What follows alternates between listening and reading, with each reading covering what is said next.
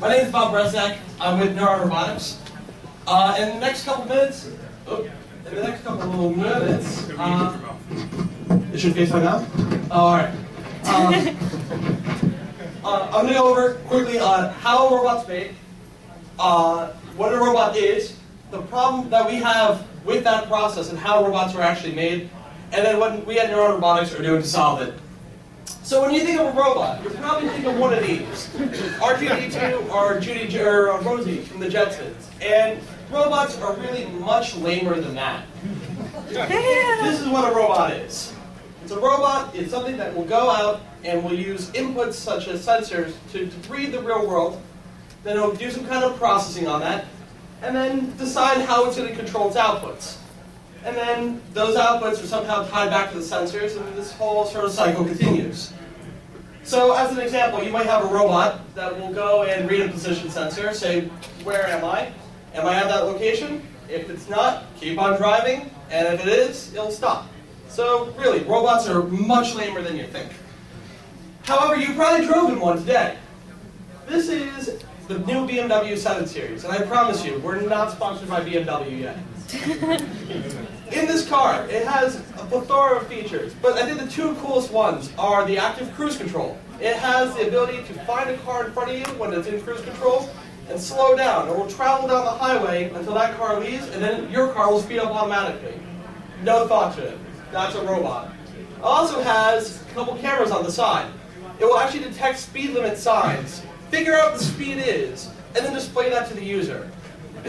I mean, really, right? Total in this car, there's a rear view camera, 2 cameras in the front, 2 cameras on the side, and 14 different external sensors.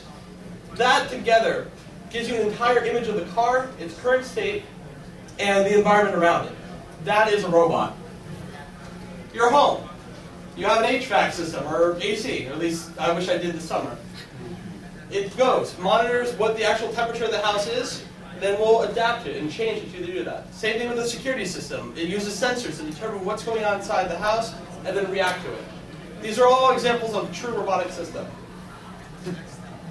Wally.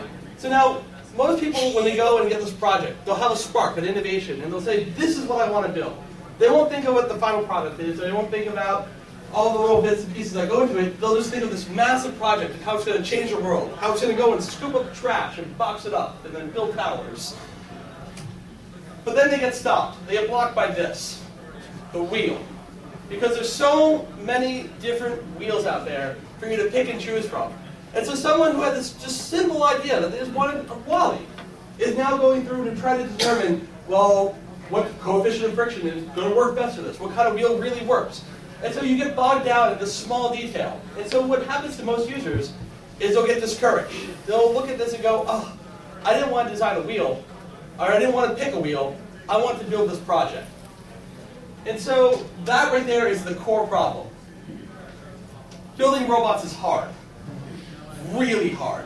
And I don't mean like, oh, it's kind of, no, it's really hard, I promise you. And so at Neuron Robotics, we've been looking at this problem for a while. We've tried to come up with sort of the core thing that makes this problem exist. And we've determined that it's interoperability. You have all these little pieces that you go into a robot, so wheels and motors and sensors and actuators and all these bits and pieces, and none of them talk the same language. It's a Tower of Babel that you're really trying to build here. And so what we've come up with is this, the Bowler Communication System. The Bowler Communication System is a way to make all the pieces of a robot talk and work together in a way that really makes sense. It makes it so everything just comes together. It's not a mishmash. Things know about what they are. A tire and a wheel know that it's a wheel, and they know how to work as a wheel. And you don't say spin or do this, you say go forward. And that's how it's treated. And as the first example of this, we have, I'm going to skip past a couple slides over here. I like Chrome, all that. So the Bowler Communication System, to just go quickly through this. A lot like the way that your web browser doesn't know how a website is built. You might build a website with a whole bit of technology over here, and your web browser will just go and display it. It gets code back and says, okay, unless it's IE 5 or 6. You might not display it too quickly.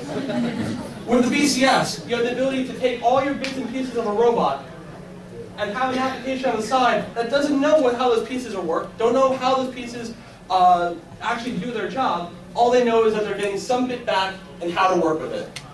So as part of that, we have our first device that you can check out over at our booth there, called the Dio. And the Dio is a true implementation of this. It allows you to quickly spin up a project without having to know all the little bits and levels below it.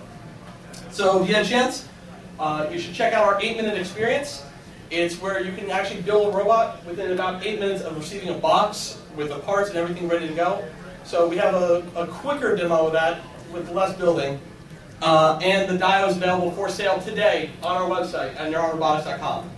Thank you.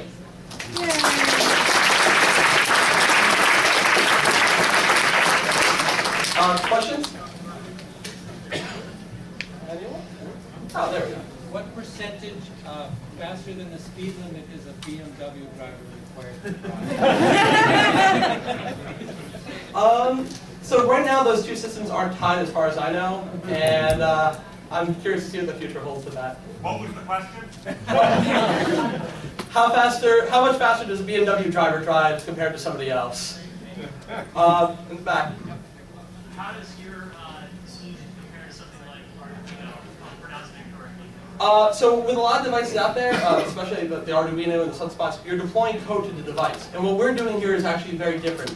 We're saying that the device is a service provider in the same way that a website is a service provider, and you query it and use it as a service. So instead of saying, let me write code to do these minute actions, you're saying, do this for me, black box it, and you dictate how things should work and get those results back. What are the longer-term focus of the implications or application of this technology? So what we're hoping to do is get that over communication system to be a more unified framework for just general devices. So seeing that the technology deployed right now in our product, but also in future products from other developers and other hardware enthusiasts, that will allow this whole ecosystem, really, of devices that interwork with each other and cooperate. Even though they don't know what the other side's doing, they know how to communicate. So we're going to send anybody else questions to your table. So yeah, please come by if you have any questions. We'd love to talk. Probably a little slower this time.